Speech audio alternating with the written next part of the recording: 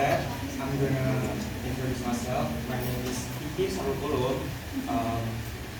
and title of thesis of mine is the effect of project-based learning models on students' mathematical communication skill based on students' self-confidence.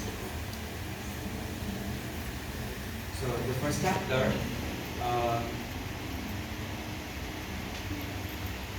we got the background.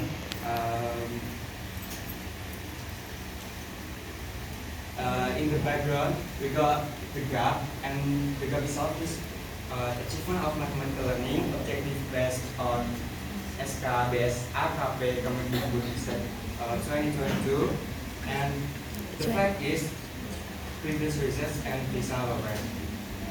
For the school itself is Junior High School 1 Laboratu, and then the case is student self-confidence and mathematical communication skills are still low with the project-based learning models.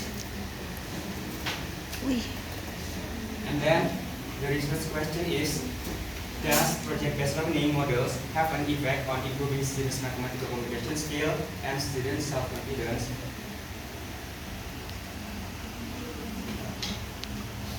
Next, objective of research. The objective of the research is to find out whether there is any significant improvement of students' mathematical communication skill and of course the students' self-confidence itself after the project-based learning being taught. The last, for the first chapter, we got benefits of the research. The benefit itself is benefit two. The first one is theoretical benefits. The result of this study can contribute information to mathematical learning, both relate to students' mathematical communication skill, students' self-confidence, and the model itself. The practical benefits, the result is of this study can be used as a reference for education, an alternative related to the models to improve student mathematical communication skills and student self-confidence. And the second chapter, the first is theoretical review.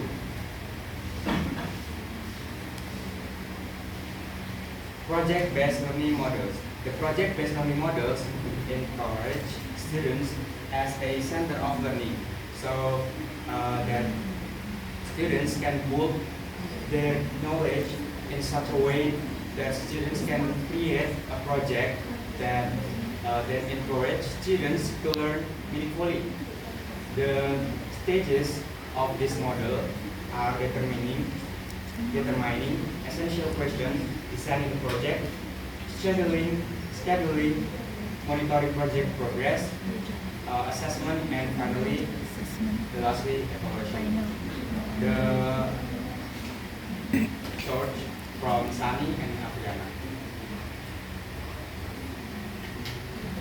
Next, conventional learning. Conventional learning is learning where the stages are mutually agreed, where the stages are adapted from the scientific approach in training curriculum in the form of observing, questioning, collecting data, reasoning, and communicating.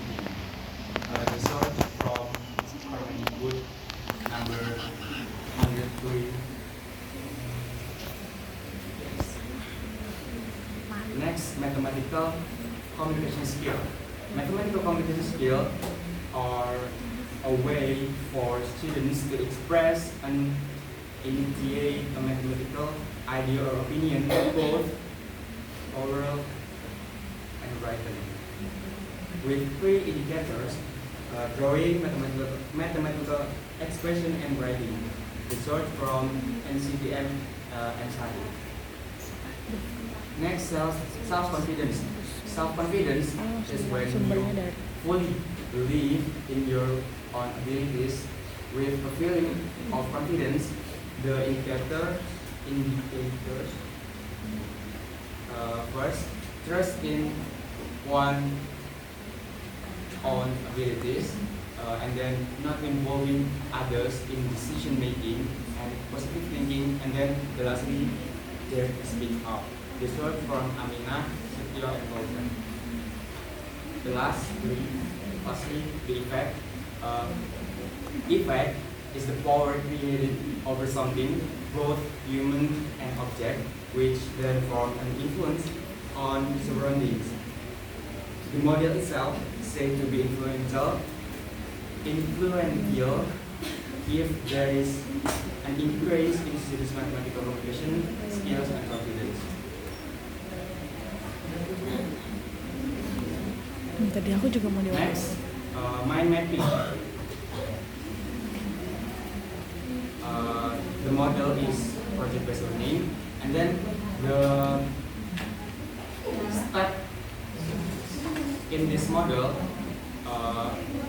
the first is problem presentation, planning, scheduling, monitoring and project preparation, evaluation or assessment, and then evaluation. And then the indicator from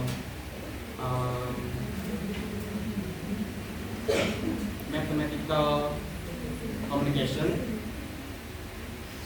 first drawing, and then mathematical expression, and then the lastly written. And then the indicator for self-confidence is confidence in one's case, independent decision, positive self-concept, and speak up. Beda. Maksudnya kayak beda. Next, theoretical assumption. The basic assumption in this study is the every grade Misalkan 8 konstruktif student sama classes at indikatornya junior high school 1 Labuan Ratu get the same material and is in accordance with the current curriculum. Last, research hypothesis. So there are two research hypotheses. The first one, general hypothesis. The general hypothesis by the model has significant influence on students' self-confidence and mathematical comprehension skill. And then second is specific hypothesis. A, the confidence and mathematical comprehension skill of students who got treatment were higher than the confidence and mathematical competence skill by students who got conventional learning. And then B, the proportion of students who have good categorical mathematical comprehension skill in project-based learning is higher than proportion of students in conventional learning. And then the last chapter, first one is population and sample. The population itself is all of students of junior high school, Sub-1 Labuan Ratu, 8 classes, all of 8 classes. And then the sample,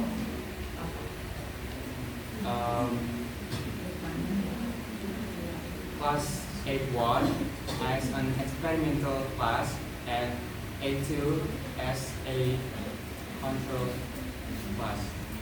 And the sampling technique, the progressive sampling. Next, research design. The type of research is quasi-experiment and uses pre-test, post-test, control, group design. As you can see, this is the group, the experiment and control, and then this is before and this is after the treatment.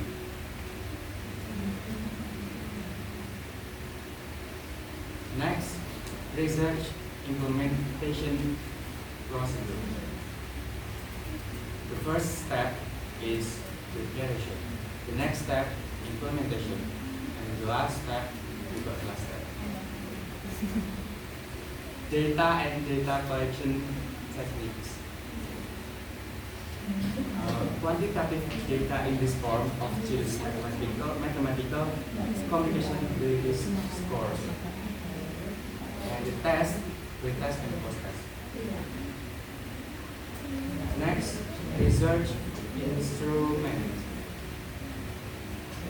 The research instrument in this is in the form of question items, which then the test to be used must meet the test criteria of the following four tests.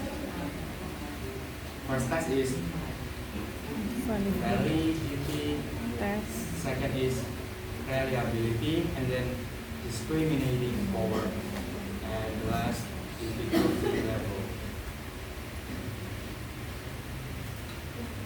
The last, data analysis technique.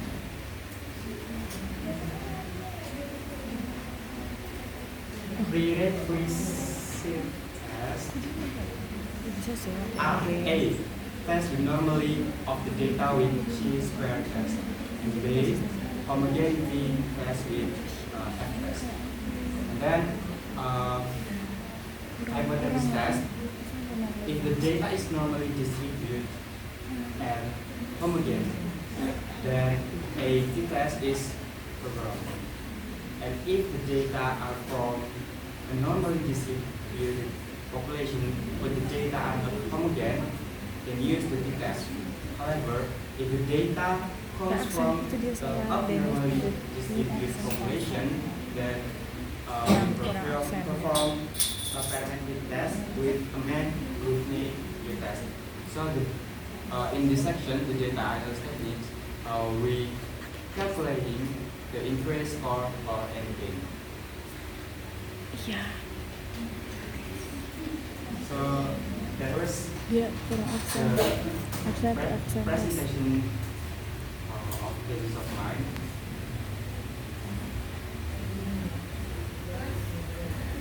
Okay, thank you to Vicky Sharul Ulum. Well, ladies and gentlemen, now we are coming to question and answer session. We'll limit question to 3 people. Please raise your hand, stand up, and remember to mention your name and your NPM before asking a question. Okay, any question?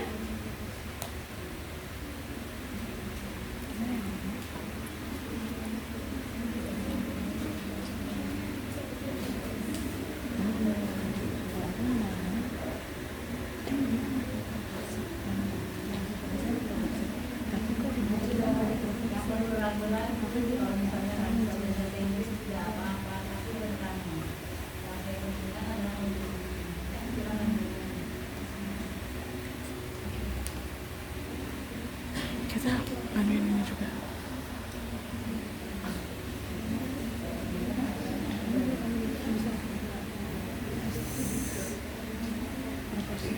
Kamu deh, kenapa kamu di sini? Satu tuh ada.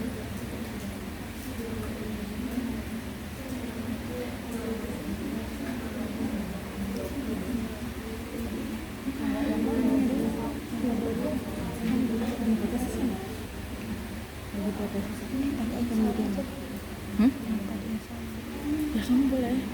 Aku mau nanya yang dia kan pakai proporsi. Nggak di hipotesis penelitian ada nganuin proporsi. Nah ini lagi deh.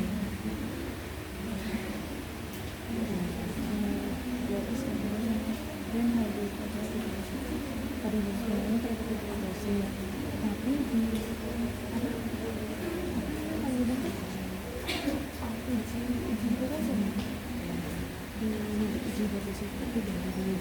tapi uang mengajarnya juga terdapat uji proporsi juga dari aja. Okay, Lisa, please welcome to question. Okay, thank you, Rami. Okay, let me introduce myself. My name is Lisa Dewiani and my NPM is 22 13 02.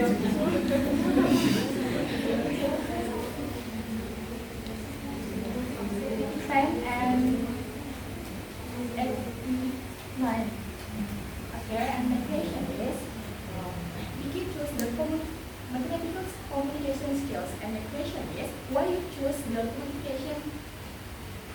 mathematical communication skills compared the other skills in 2021 era? Okay, Lisa, thank you for the question. Vicky, please welcome to answer.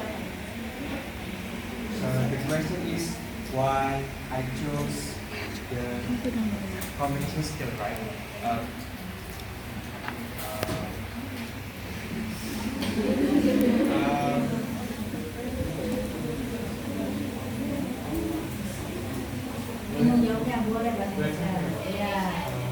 Dalam penyusunannya, I'm really sangat tertarik gitu sama self confidence kan Bu. Kemudian waktu waktu berdiskusi dengan Astra, kemudian disarankan untuk jangan self confidence aja, ditambahkan dengan skill yang lain. Kemudian waktu itu saya menyimpulkan bahwa untuk pasangan self confidence ini perlu kemampuan untuk skill komunikasi matematika ini perlu kemampuan self confidence yang tinggi, yang mumpuni, yang cukup gitu, supaya mereka tuh bisa mengkomunikasikan hasil dari pekerjaan mereka. Itu aja sih sebenarnya. Untuk masalah secara teknik sebenarnya nggak ada, cuman lebih ke ya udah dasar saya aja.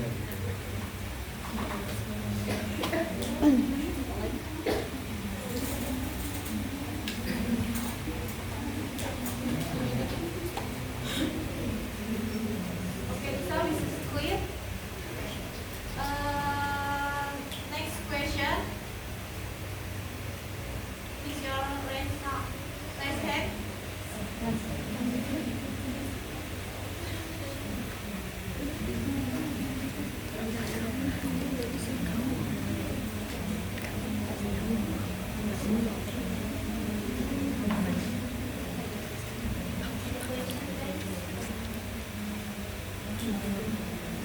Masnya aku dulu ya.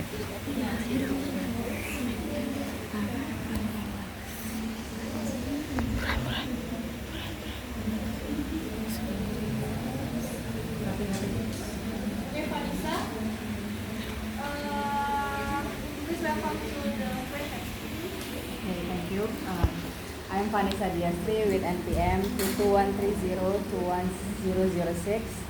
I want to ask to Vicky, why do you use the proportion test in your research that look at the effect of project test one?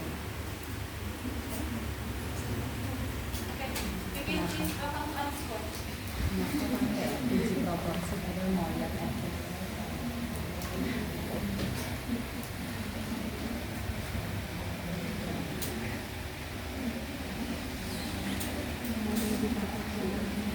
Iya, aku nanya itu.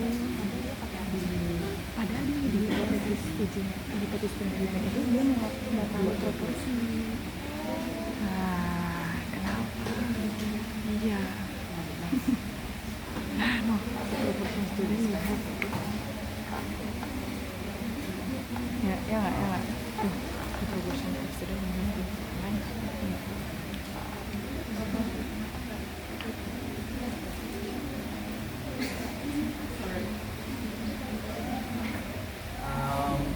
So the question is why I use the proportion of these diseases.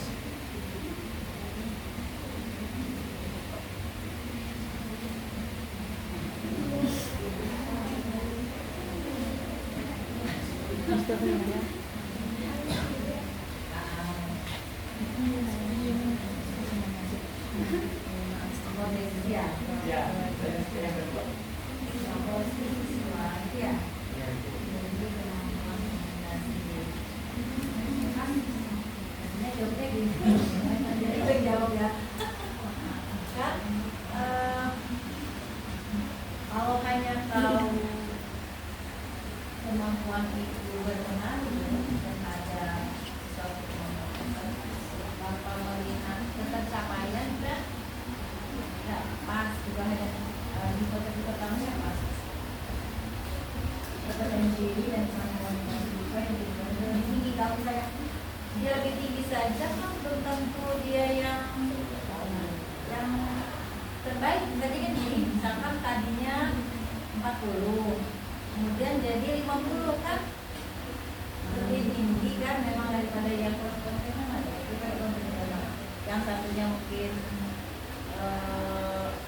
30, yang satu 50. Memang sih 50 sama 30 kan ketinggian 50, tapi 50 itu apakah sudah mencapai standar minimal atau belum? Maka kita butuh proporsi. Paham nggak? Yang saya tadi kan, jadi kalau misalnya dia dikatakan berpengaruh apabila ini lebih tinggi daripada ini, misalnya kalau eksperimen lebih tinggi daripada kelas kontrol. Eksperimen 50 kontrol misalnya 30, atau eksperimen 60 kontrol misalkan misalnya eksperimen 60 kontrol 50 misalkan. Tapi kan 50 sama 60 memang sih 60 lebih tinggi, tetapi 50-60 itu masih di range bawah kan, belum menunjukkan standar pencapaian kemampuan. Oleh karena itu kita butuh proporsi di mana banyaknya siswa yang memperoleh nilai baik, kategori baik, ada batasan minimalnya. Jadi kita batasi. Jadi 80% siswa mendapat nilai berapa KKM-nya, misalnya 60. Proporsi tadi adalah jumlah siswa yang memenuhi kategori tertentu seperti yang diharapkan. Kalau sudah melampaui itu maka bisa dikatakan itu kalau di contohnya yang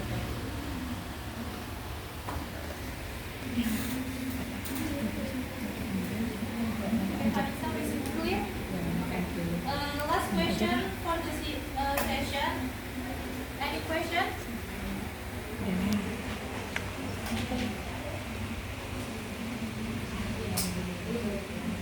Okay, Mutia, please welcome to question. Before that, I'm Mutia Makfira Indonesia. I want to ask to Vicky, in your research hypothesis, you want to know the proportion, but in the test, there is no proportion test.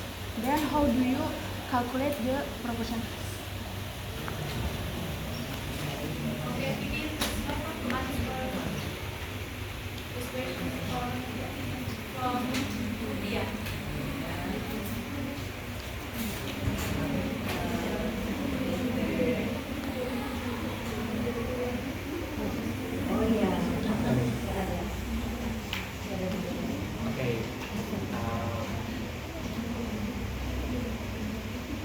Dalam penyusunan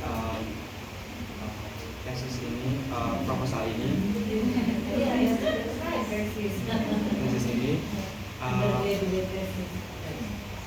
saya banyak berkonsultasi dengan Astra. Kemudian dari Astra sendiri menyarankan untuk memang apa yang ada di bayang-bayang kita dulu kan. Nah, waktu itu mungkin entah lupa atau memang sengaja menghapus. Jadi sebenarnya memang sudah terpikir untuk di proporsi itu harusnya ada, cuman karena memang data-datanya itu belum lengkap, maksudnya dalam uji belum lengkap, jadi uji proporsi ini juga belum tentu ada gitu. Karena uji proporsi kan dilakukan ketika memang sudah diuji integritasnya.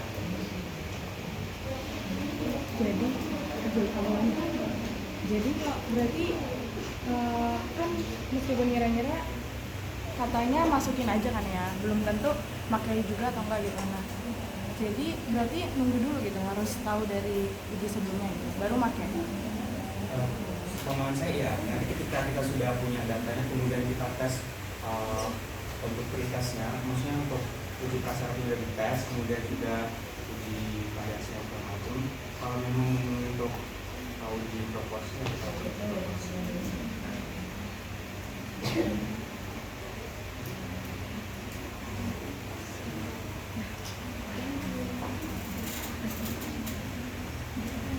Thank you, Mutia and Farisa. Mutia, this is clear? Okay.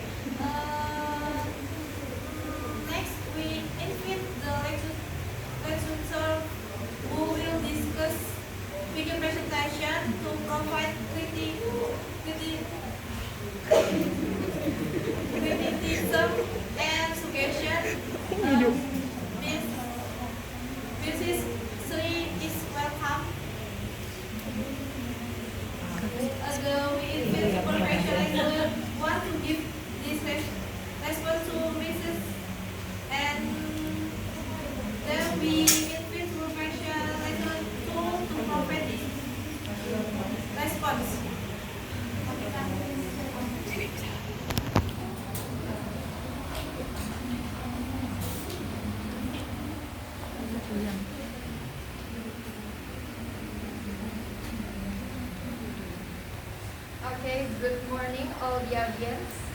Good morning. Okay, first of all, I want to introduce myself. My name is Tabitha, and I'm standing here as the discussing student. So, based on the presentations of this proposal, the title is with the title "The Effect of Project-Based Learning Models on Students' Mathematical Communication Skill Based on Self-Confidence." There are some suggestions that I want to give. The first is in the mind mapping part. There are some steps. Vicky, can you show them? Okay, in this mind mapping part, there are some steps, and I think it's quite important for us to know about the detail of the process. But the presenter didn't explain it in detail. So I hope you should explain it more detail. And then in the sampling technique,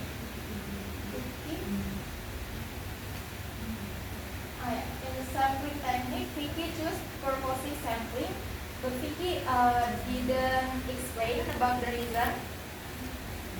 Purposive sampling, it means there are some consideration that for sure the presenter to choose it, but he doesn't explain about the reason why he chose the purposive sampling. And then about research implementation, there, Vicky, can you show this? Yeah. In this step, there are some steps. For example, there is a last step. Vicky didn't explain in detail what he did in the last step. So that's all from me. Thank you.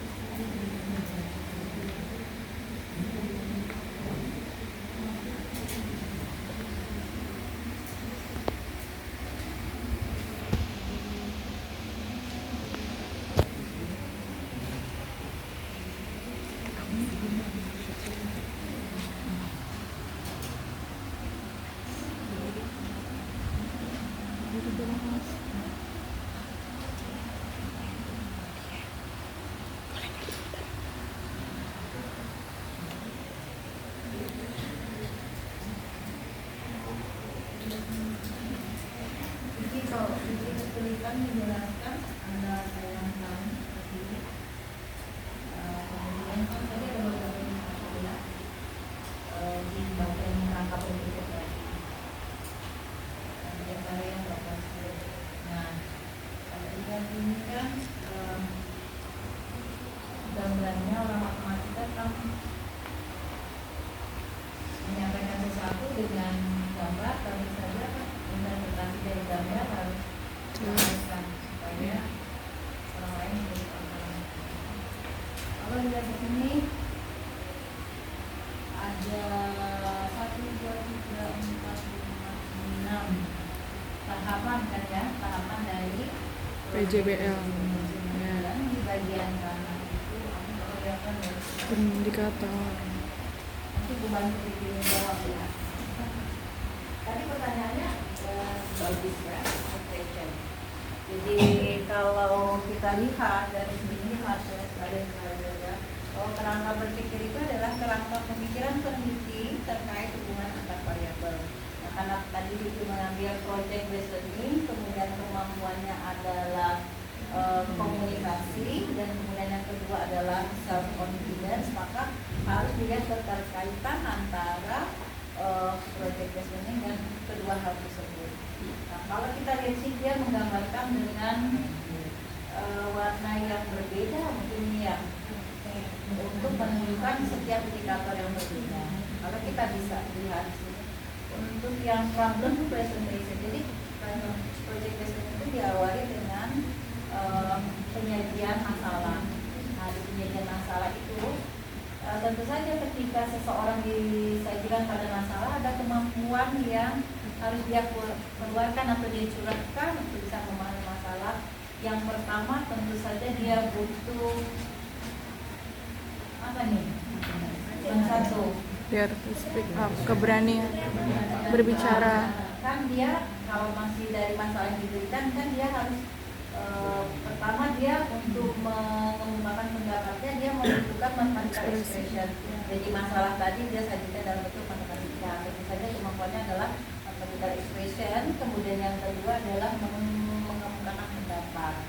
Kalau kita lihat di sini untuk yang confident independent decision, positive self concept ini kayaknya belum di awal pertama, masih baru dia menggunakan kemampuannya dalam ekspresi matematis, kemudian dan mengemukakan pendapatnya tentang masalah tersebut. Baru kemudian ada planning. Nah, ketika planning itu tentu saja seseorang itu merencanakan apa penyelesaian masalahnya, kan dia harus menimbang-nimbang beberapa kemungkinan, benar nggak? Beberapa kemungkinan penyelesaian. Nah, di sini dia membutuhkan banyak baru dua ya, itu saja ya, yaitu yakinkan kemampuan dirinya dulu. Baca soal, oh kayaknya saya bisa nih, ini mungkin pakai ini, mungkin pakai itu. Jadi kan dia yakin dengan kemampuan dirinya dulu, baru dia mengemukakannya dengan ini seperti itu. Itu seterusnya. Untuk scheduling, monitoring dan seterusnya juga bisa dilihat dari warna-warnanya ini. Kemudian ini harus dipahami dulu, positif self concept itu apa, ini apa gitu ya. Ketika ini kan baru belum uraian dari indikator, masih seperti aspeknya si self confidence, belum sebagai apa ya, beraspek belum indikator. Kalau indikator itu kan udah menjadi penanda pencapaian kemampuan. Seseorang yang memiliki kemampuan self confidence yang tinggi, oh dia yakin akan kemampuan dirinya, mampu memutuskan secara mandiri, gitu, memiliki self concept yang positif dan seterusnya, mampu bicara dengan. Tapi kan ini tentunya satu sama lain saling berkait, nggak berdiri sendiri, nggak satu-satu. Mungkin dalam satu soal itu bisa saja semua kemampuan ini dibutuhkan. Nah, ini juga kan tidak bisa hanya ekspresi saja, pasti mungkin ada writernya, kan menulis. Tadi di sini dikatakan di pertama problem hanya menggunakan mathematical expression, menurut itu sih enggak. Ada juga writernya, kan kalau kita memahami masalah terus kita nulis itu ada writernya kan. Kalau drawingnya mungkin belum. Drawing itu bukan hanya menggambar, tapi juga describing, menggambarkan juga termasuk dalam drawing. Drawing itu tidak hanya gambar. Kalau misalnya soalnya nggak pakai gambar kan nggak gambar, tapi explain atau menggambarkan, mendeskripsikan. Seperti itu. Ya, jadi nanti kalau ini masih, kalau kita lihat sekilas ini mungkin kayak kusut panah-panahnya ini, nanti perlu diurai di dalam setelah itu, sebelum gambar atau setelah gambar itu baru kita uraikan dalam proposal ya. Ini apa sih maksudnya gitu, kaitannya apa gitu. Dan harus dicek benar-benar ketika untuk problem presentation itu tidak hanya mathematical expression, mungkin ada writernya, ini masih kurang, oleh ini mungkin ada gitu loh. Dicek kembali yang itu ya, untuk yang lain seperti itu kira-kira ya. Pertanyaannya bagus. Oke, misalnya dari itu dulu. Harusnya nggak ngejelasin nanti ya, kalau sekedar beneran yang harus jawab ini. Nanti kan ini ada simulasi benar, ya itu menjadi ya.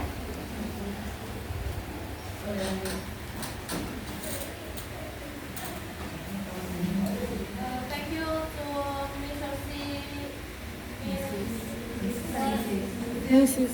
for the explanation.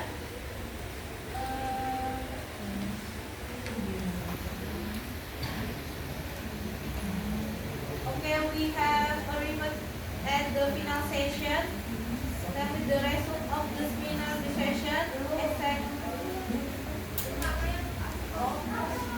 Ada lagi pembahasan. Ini ada dosen 1, dosen 2. Pertama dari dosen pembahasan, dosen 2, dosen 3. sudah dari pembahas, kemudian sekarang masuk ke pembahas dulu ya. Jadi nanti kalau mahasiswa pembahas, kemudian ke dosen pembahas, dosen pembimbing 2 dulu ya. Sampai 2 ini sampai ya. Sekarang ketemu. Then we invite supervising lecturer to provide his response.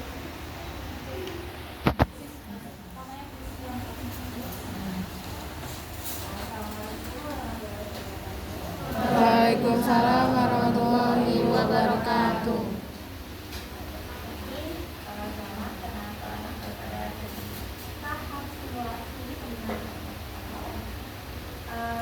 Dari proposalnya, kalau dosen pembimbing 2 itu biasanya lebih fokus ke formal.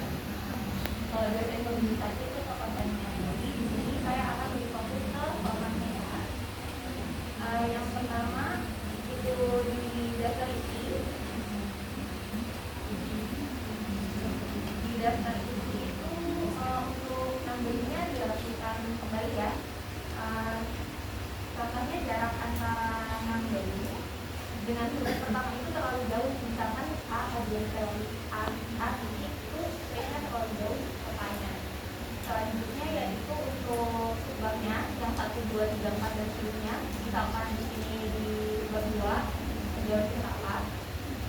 Pada model pembelajaran project learning itu satunya numbernya itu harusnya di bawah Pak, harus turun dengan Pak. Begitupun dengan bab-bab selanjutnya ya. Terus pada daftar tabel, untuk tabel 2 ini 1 itu kan lama-lama pembelajaran dengan model project learning ya, redaksinya banyak kan. Seharusnya tidak memotong di halaman, jadi learning itu seharusnya di bawah, nggak boleh sampai memotong di halaman. Itu kan sampai kena di angka 1 pada 12 kan, itu seharusnya ke bawah. Terus pada latar belakang masalah itu banyak sekali kalimat yang tidak ada kutipannya. Contohnya pada paragraf pertama yang pada abad ini perkembangan tak pernah berhenti. Itu kata siapa? Terus gimana dalam perjalanan kehidupan sehari-hari kita pendidikan menjadi penting baik untuk diri sendiri dan lingkungan maupun negara sekalipun. Itu kata siapa? Selanjutnya masih banyak permendikbud yang lama ya, yang seharusnya itu tidak ada yang versi terbaru, tapi kalau masih pakai yang lama itu tidak. Terus cara mengutipnya juga masih kurang efektif karena belum ada kayak kata penghubungnya. Contohnya di halaman 7 pada paragraf yang pengertian komunikasi matematis oleh Putri dan kawan-kawan 2017 ketika siswa mampu bla bla bla bla. Itu bisa kalkulasi, misalkan pengertian komunikasi matematis oleh Putri dan misalkan Putri dan kawan-kawan 2017 menyatakan bahwa komunikasi matematis bla bla bla bla itu adalah kita. Lalu tolong parafrase kalimat-kalimat yang mungkin kurang ilmiah. Contohnya di halaman 8 pada paragraf yang pertama, komunikasi matematis dapat terlihat secara mata telanjang. Itu tolong ya, selanjutnya pada tujuan penelitian yang melakukan tujuan penelitian ini guna melihat akan pengaruh itu apa nggak bingung kan yang baca itu bisa kamu ganti dengan tujuan penelitian ini untuk mengetahui pengaruh ya. Mungkin kalian saat tulis itu udah mepet banget ngegantinya jadi apa, tapi udah nggak banget. Terus rapikan kembali ya tabelnya. Contohnya pada tabel 2.1 di tabelnya itu kan pada kolom nomor itu space-nya terlalu banyak. Kamu bisa kurangi, bisa geser terusnya. Terus space after paragrafnya itu masih hidup, terlihat kali ya kalau dimatikan. Dan yang di bawahnya untuk space after paragraf di sheet tabel, di kepala tabel itu masih hidup, sedangkan spacing before paragraf di isinya itu yang hidup, jadi kalau dimatikan.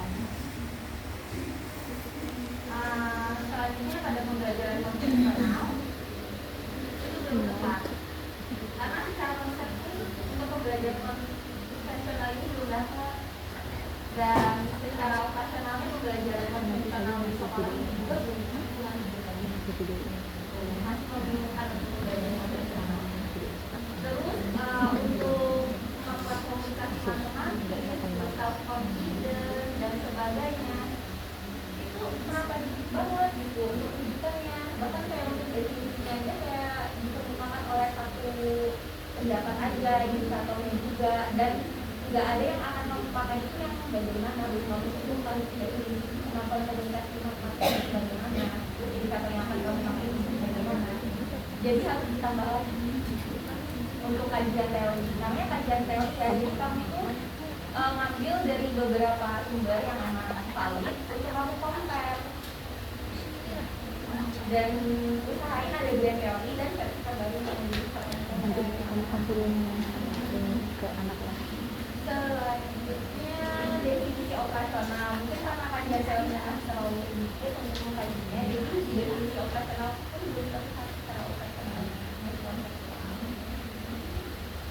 Dan karena tadi kajian teorinya masih terlalu sedikit itu, jadi di kerangka pikirnya itu belum terlihat. Seperti kan kalau ini bisa terlihat ya, kalau misalkan problem sudah kemana-kemana, tapi ini kalau pikirnya belum terlihat.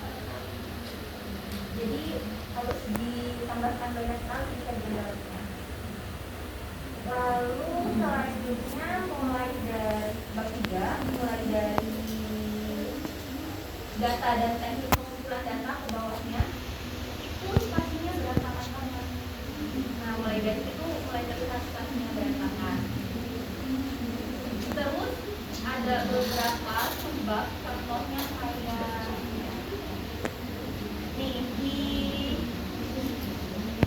halaman 27 uji homogenitas itu dia cuma berdiri sendiri, ke bawahin aja kalau misalkan nggak ada gandengannya karena nggak boleh minimal 2 paragraf untuk gandengannya. Lalu selanjutnya ini contohnya kayak di halaman 21 kayak kamu banyak banget kalimat yang itu kamu dapat pilihan pada tabel berapa tapi itu berdiri di paragraf ini, harusnya digabung di paragraf itu. Itu saja dari saya belajar pelajaran.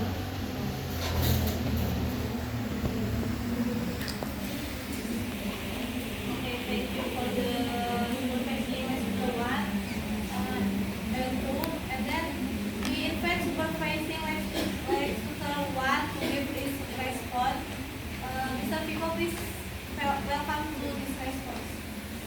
Baik, terima kasih tadi ya untuk saran yang diberikan. Yang pertama adalah mengenai seperti yang sudah disampaikan di kedua tadi ya, bahwa untuk pemilihan kata atau redaksi itu dipilih yang ilmiah walaupun sudah ditulisin, tapi harus tetap memperhatikan poebi ya, karena itu menggunakan bahasa Indonesia. Seperti kalimat-kalimat yang awalnya itu menggunakan dalam, kemudian sedangkan, untuk itu kan tidak sesuai dengan SPOK. Seharusnya penyusunan kalimat yang baik itu sesuai SPOK. Masih banyak ya di bab 1 dan bab 2-nya. Kemudian Berarti kalau sedangkan sebenarnya masih diketik ya sebelum lanjut aja. Bab 2-nya ini kan project based learning, tapi untuk di kerangka pikirnya mungkin karena emang belum sampai di tahap pembuatan perangkat pembelajaran, jadi masih bingung ya. Di kerangka berpikir itu malah banyak kayak menyoroti tentang mendiskusikan masalah, menyajikan masalah, kemudian memberikan penyelesaian dari masalah. Malah proyeknya tertutup dengan itu, malah kelihatannya bukan project based learning, walaupun ada tahap penjadwalan dan monitoring pembuatan proyek, tapi malah kayak seolah-olah masalah itu yang jadi sorotan utama dalam pembelajaran. Seperti itu. Kemudian lanjut selain itu di hipotesis penelitian. Di sini hipotesis penelitiannya ada 2 ya, hipotesis umum dan khusus. Nah di sini kalau dikaitkan dengan data yang kamu gunakan, data yang dipakai apa? Berupa apa?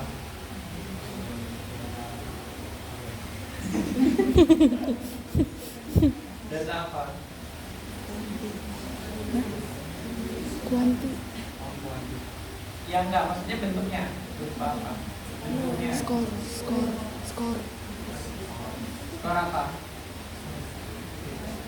Skor? Ya tahu itu. Skor apa? Skor? Kemampuan? Komunikasinya? Sama? Apa? Apa? Percaya diri. Menggunakan pakai apa itu? Pakai skala tingkat kan, berarti dapat apa itu? Hasil berapa? Kan di alat satu-satu. Nah, terbagi dari perintah kuantitas dulu. Kalau ada perintah kuantitas, apa yang luput? Yang dihitung tadi. Perintah proses. Diolah menggunakan. Yang lain pada buka perbedaan nggak? Apa? Ada yang tahu? Apa sih? Rata-rata. Apa? Pertanyaannya apa? Menggunakan Pretest proses. Pretest proses. itu kan untuk uji. Nah ini kan data yang digunakan untuk diuji hipotesis. Kan itu nanti berpengaruh ke uji untuk menarik kesimpulan hipotesis penelitian. Nah itu datanya itu dihitungnya apa? Menggunakan apa setelah dapat data pretest proses kemampuan sama yang tadi self confidence. Aduh. Apa cuy? Ada yang tahu? Ada loh di proposal yang ditampilkan. Apa? Skor UAS rata-rata. Dihitung? Rata-rata. Dihitung? Apa? Ya, G. Berarti G itu apa? Skor peningkatan. Tapi dicoba perhatikan di hipotesis khususnya di situ juga menyebutkan redaksi adanya Peningkatan. Harusnya ada ya bahwa peningkatan dari kemampuan komunikasi itu lebih tinggi. Nah kemudian juga di hipotesis ujinya di bab 3 itu masih ada yang nggak ada juga. Coba lihat di T aksa, di T aja yang uji T. Rata-rata kemampuan komunikasinya ada katanya yang bawah oke lah, yang median sama yang T aksa ada rata-rata G. Tapi juga itu belum setara ya antara yang dihubungkan. Rata-rata G kemampuan komunikasi mahasiswa yang mengikuti model KJBL lebih bisa dibandingkan pembelajaran konvensional. Harusnya tetap ditambah rata-rata G kemampuan komunikasi mahasiswa yang mengikuti pembelajaran konvensional. Itu untuk hipotesis di bab 2, hipotesis penelitian dan hipotesis uji. Kemudian untuk hipotesis ujinya juga di sini ada 3 ya, uji T, T-aksen dan Manwidth. Di sini kriteria ujinya belum jelas yang dipakai yang seperti apa. Cuma menyebutkan H0 akan diterima atau ditolak dari situ jika terhitung kurang dari T-tabel. Sementara untuk memperoleh T-tabel itu gimana? Belum ada cara memperoleh jelas taraf signifikansinya berapa di situ belum ada ya. Bahkan di yang uji tes sama sekali nggak ada kriteria ujinya. Sama juga yang di uji Manwidth juga itu belum ada ya taraf signifikansi, kemudian untuk memperoleh tabelnya seperti apa.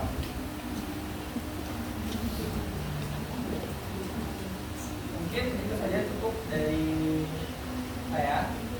Terima kasih. Saya kembalikan kepada Thank you all of the great speakers. And we come to end of session.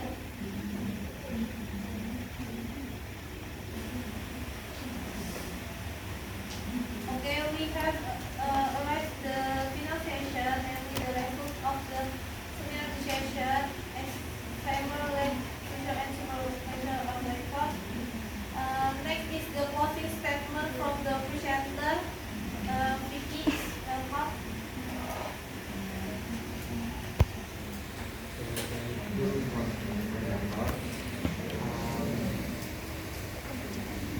Dalam penyusunan proyek tesis ini dalam pemilihan, baik dalam pemilihan dulu hingga tahap tulisan sampai akhir, mungkin terdapat banyak kesalahan karena saya pribadi juga masih dalam proses belajar.